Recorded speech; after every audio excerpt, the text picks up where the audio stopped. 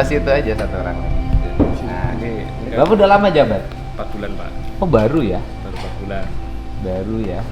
Ini lagi favorit soalnya ATR BPN. Betul Pak, ini jadi populer. Lagi favorit Alhamdulillah. banget. Hari ini kebakaran lagi. Kebakaran di Kan ada di Jawa Barat tuh kan ada 2 kasus yang menonjol kan. ya. Yang satu Bekasi. Bekasi kan ada 2 perusahaan tuh. Yang satu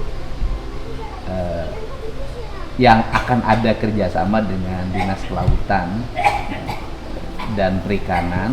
Kemudian yang satu tidak ada kerjasama. Dua-duanya sudah bikin pagar laut ya. Tujuannya kan sebenarnya untuk merubah menjadi daratan.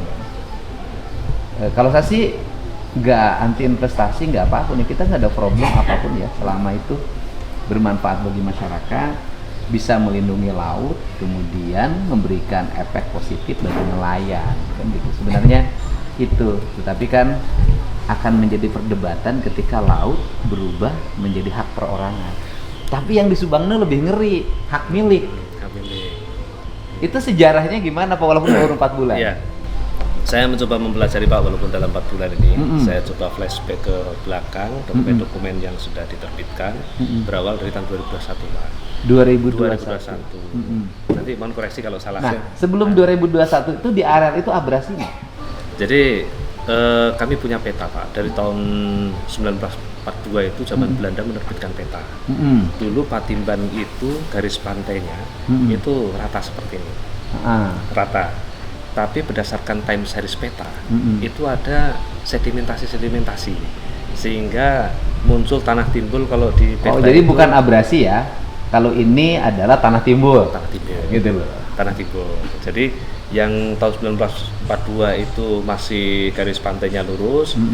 Tahun berganti tahun ini menjadi seperti kepala burung. Mungkin gambarnya bisa ditampilkan. Nah, kemudian pada tahun 2001 ditetapkan oleh Bapak Bupati, barangkali ini mohon izin yang surat saya kami laporkan ke salah satunya ke Bapak Gubernur. Ya, saya kan belum terima karena belum dilantik.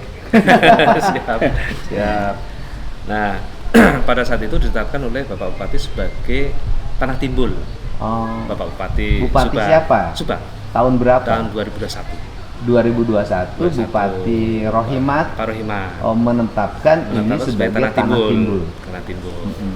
Dengan keputusan Bupati. Keputusan Bupati. Dan ada rekomendasi ya kalau tidak salah ya. Selain menetapkan sebagai tanah timbul juga ada keputusan rekomendasi pemanfaatannya. Oke. Nah, makanya latar belakang kan gini. Kalau dari si hukum kan orang menerbitkan keputusan tentang tanah timbul gitu loh. Kan biasanya suka ada latar belakang. Ada penelitian lapangnya. Kan latar belakang itu kan biasanya di situ suka ada kepentingan ekonomi, kepentingan ekosistem gitu loh. Nah, yang muncul di situ penerbitan bahwa itu dinyatakan tanah timbul itu yang mendorongnya apa? Ya. Mungkin histori mungkin disampaikan Pak. Histori tanah timbul ya. Nah, kan biasanya kan ada yang mendorong nih. Ada udah menentangnya. kan gini loh, kan biasanya bupati nggak ujug-ujug melihat Betul. ini tanah timbul. Biasanya kan ada orang datang atau perusahaan datang atau warga datang gitu loh. Kalau ini sebagai lokasi redistribusi tanah Pak. Oh. Redistribusi makanya diterbitkan sertifikat hak milik dari tanah objek reforma agraria. Oh, jadi Ya. ini ditetapkan sebagai tanah timbul, kepentingannya itu mau diredis. Betul sekali. Diredisnya kemudian diberikan pada siapa? Masyarakat Patimban. Masyarakat Patimban. Diberikannya pada masyarakat Patimban. Betul. Oleh masyarakat Patimbannya dijual lagi nggak? Oh tidak. Tidak. Sejauh yang sepengetahuan kami tidak ada penjualan. Oh, tidak ada penjualan. Karena memang di tahun berikutnya ada laporan dari masyarakat bahwa Bapak Asep Sumarna dalam hal ini melaporkan bukan ada mafia tanah dan sebagainya. Kemudian kami lakukan peninjauan lapangan kembali terkait dengan prosedur, kemudian existing tanah di lapangan. Rupanya terjadi abrasi di lapangan antara 2021 dengan 2022. Ya kalau salah koreksi ini ada abrasi. Jadi tanahnya sudah jadi tanah timbul. Tanah timbul. Ketika tanah timbul, kemudian dibuat SK Bupati bahwa itu adalah tanah timbul. Kemudian menjadi objek reforma agraria. kemudian diredis. Diredis. Bahasa kampung saya begitu, diredis. diredis. Padahal redis itu singkatan di redistribusi. Distribusi, Negara memberikan itu kepada masyarakat. Betul sekali. Per orangnya dikasih berapa kaplingnya? Kalau luasannya bervariasi Pak, Mm-mm. bervariasi sesuai dengan penguasaan visi, Garapannya ya Pak. sesuai dengan garapannya. Oke, tanah timbul itu digarap oleh masyarakat, Masyarakat. kemudian diambil inisiatif diredis. Ya, betul sekali. Ada Pak maksimal ke bagian berapa? 2 hektar Pak. Maksimal ya? Iya. 2 hektar. Maksimalnya 2 hektar. Nah, kemudian setelah diredis kemudian dimiliki oleh warga. Kemudian berubah lagi jadi laut. Perairan. Jadi Artinya perairan ya, ya berubah jadi laut lagi karena ada abrasi. ada abrasi. Dugaannya. Jadi timbul dulu kemudian ada abrasi Iya. lagi, habis lagi. Iya. Oleh sebab itu ini menjadi salah satu pertimbangan yang kami laporkan ke Mm-mm. Bapak Menteri. Oh, Dan gitu. saat ini posisinya di tahun 2023 ya itu sudah kita blokir semua. Kita blokir sertifikat, kemudian kita mohonkan untuk dibatalkan. Oh, Dan 2024 ini berapa jumlah luasannya? luasannya 690-an hektar kalau Oh, tidak salah. lumayan juga ya. Total Pak ya.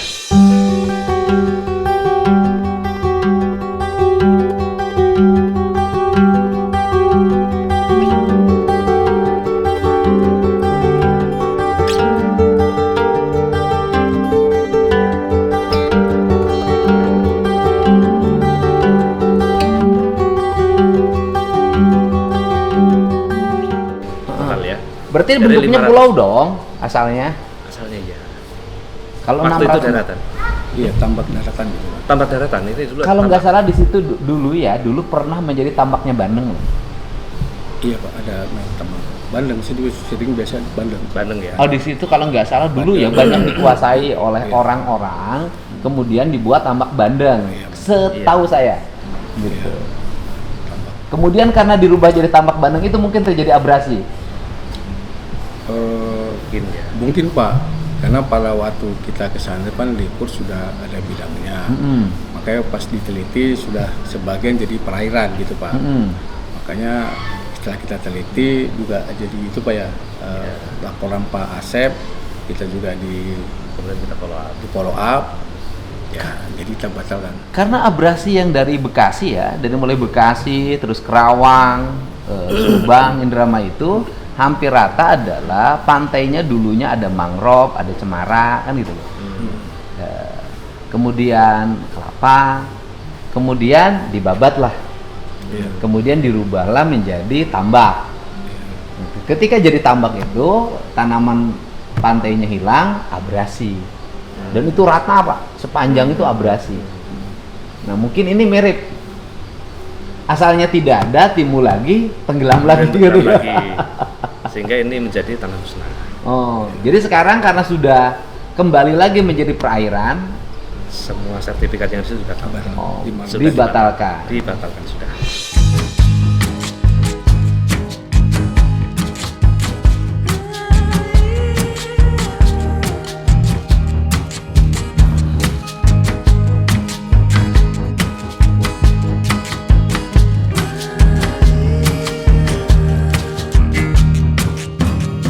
Tapi semuanya itu adalah milik warga, tidak ada yang milik perusahaan. Oh enggak ada Pak. Enggak ada. Enggak ada.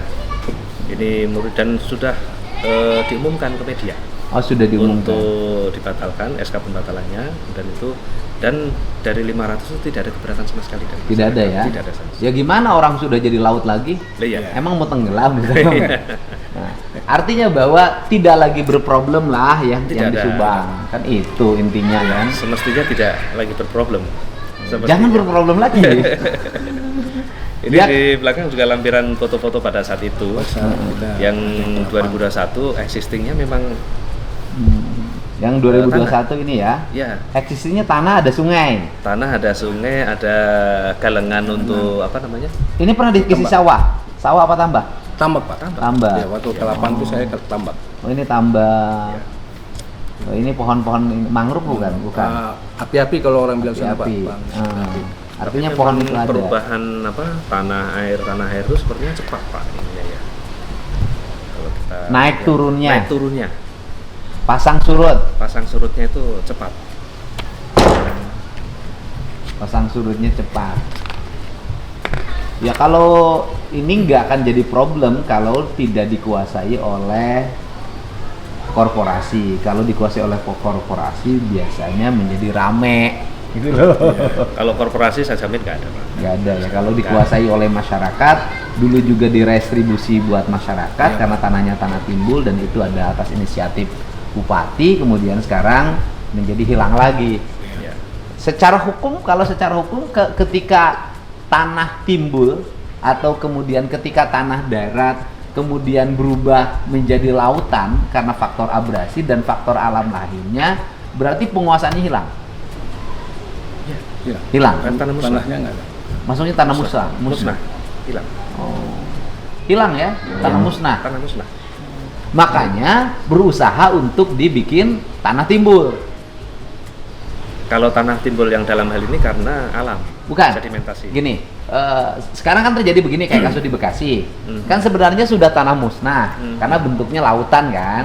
Kemudian dipagari, kemudian tujuannya kan untuk berubah menjadi daratan. Karena kan kepentingannya perusahaan itu untuk menguasai daratannya, bukan menguasai lautannya kan seperti itu. Ya. Tapi laut dikuasai nggak boleh. Kalau di ketentuan 17/2016 kalau tidak salah ya, terkait dengan perairan itu ada daerah tertentu yang memang dia bisa diberikan hak, seperti suku-suku tertentu yang memang dia tinggal di atas perairan, seperti suku Bajo. Itu ada seperti itu. Tapi di luar itu Karena faktor adat faktor adat dan Kalau faktor faktor penguasaan mereka. Betul. Mereka sudah sejak turun-temurun Turun-temurun, sudah betul. menguasai areal lautan dan Iya. tinggal di lautan. betul sekali. Ya, kalau ikan boleh menguasai laut. Iya. Ada manusia yang boleh menguasai laut, Pak, ada, Pak. Denny manusia ikan. Itu dulu novel tahun berapa tuh? Sinetron juga itu, Pak. Udah lama sekali itu, Pak. Waktu saya SD, Pak. Waktu saya SD kan saya selalu baca tuh yang baca itu kan, Pak ya. Ada sinetron Kita juga kan kalau nggak angkatan-angkatan salah. itu ya. Iya. Denny manusia ikan kan gitu loh. Diangkat ke sinetron juga kalau nggak salah. Iya. Gitu. Gitu. Jadi memang kalau terkait dengan tanah timbul ini memang ya kasusnya berbeda dengan di daerah lain. Dan memang mekanisme yang ditempuh kita lalui.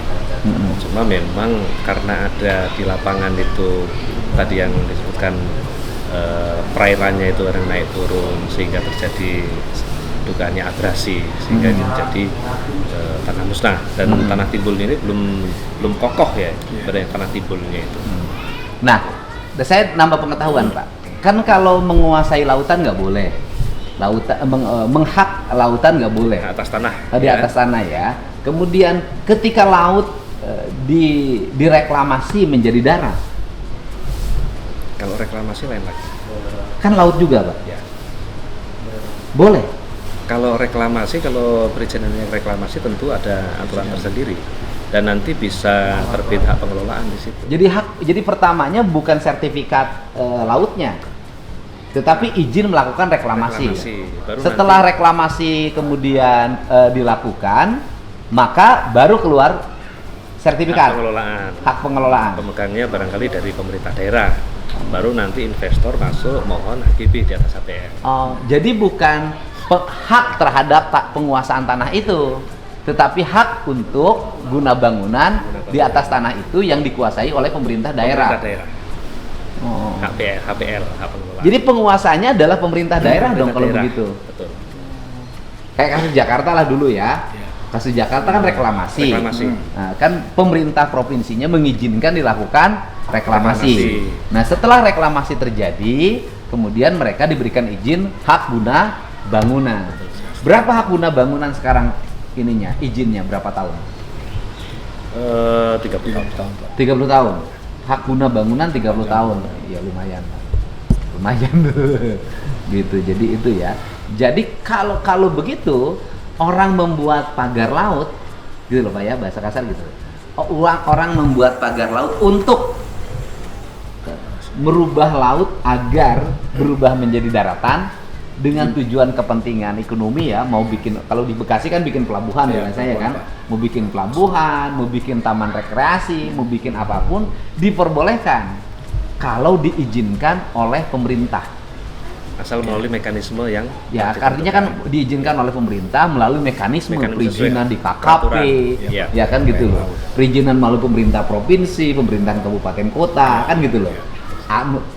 Nanti baru dikeluarkan oleh ATR BPN adalah sertifikat HPL kepada pemerintah daerah, kan gitu, baik pemerintah provinsi maupun pemerintah kabupaten kota. Nah, setelah itu pemerintah kabupaten kota memberikan izin untuk HGB kegiatan tersebut. Oh, mungkin yang di Bekasi itu tujuannya itu ya.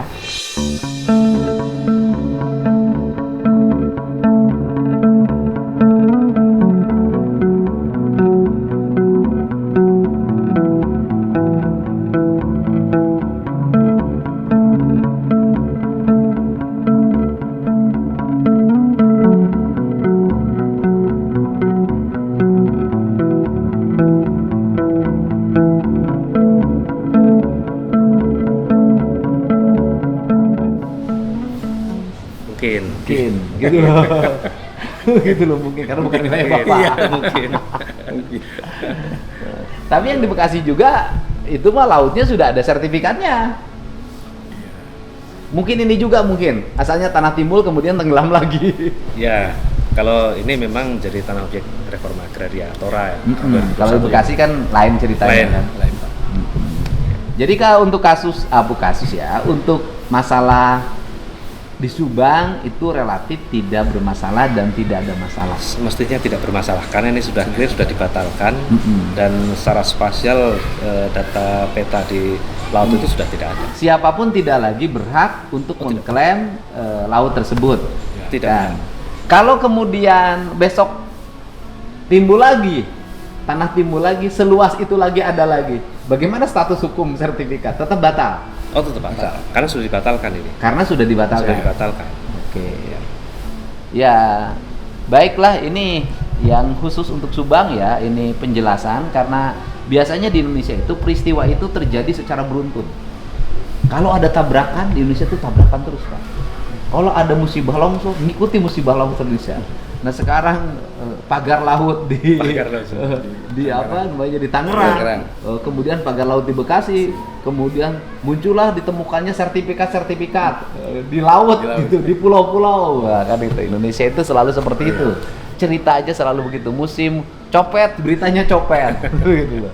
Ini sudah ada penjelasan dari Kepala ATR BPN Subang dan ini cukup masalah tanah timbul di perairan wilayah utara Subang, tepatnya di Kecamatan Pamenukan. Patimban. Oh, Kecamatan Pamenukan. Desa Patimban, Pak. Oh, Desa Patimban. Oh, Desa Patimban, Kecamatan Pusaka Nagara. Yang paling utama yang dinantikan oleh masyarakat adalah jalan-jalan di sekitar Patimban rusak untuk segera dibangun lagi dan itu jalan kabupaten. Nanti bupati terpilih segera membangun jalan-jalan di wilayah itu. Karena jalannya parah. Pak Kepala, silahkan ada yang disampaikan. Karena ini agak super luas jangkauannya. Atas kesempatannya, mudah-mudahan dengan penjelasan ini menjadi terang benderang dan untuk permasalahan Patimban saya rasa tidak seperti di daerah lain dan ini sudah clear dan sertifikat itu sudah dibatalkan yang merupakan objek tanah objek reforma agraria tahun 2021. Saya rasa itu dan saya yakin masyarakat juga literasi terkait dengan pertanahan semakin baik. Dengan adanya atensi dari masyarakat yang luar biasa ini menjadi refleksi bagi kami untuk meningkatkan pelayanan yang lebih baik. Ya, urusan tanah itu urusan sensitif karena urusan tanah itu adalah urusan hidup dan manusia berasal dari tanah. Jadi maka dia tidak pernah mau jauh dari tanah dan ingin tanahnya luas. Seluas-luasnya.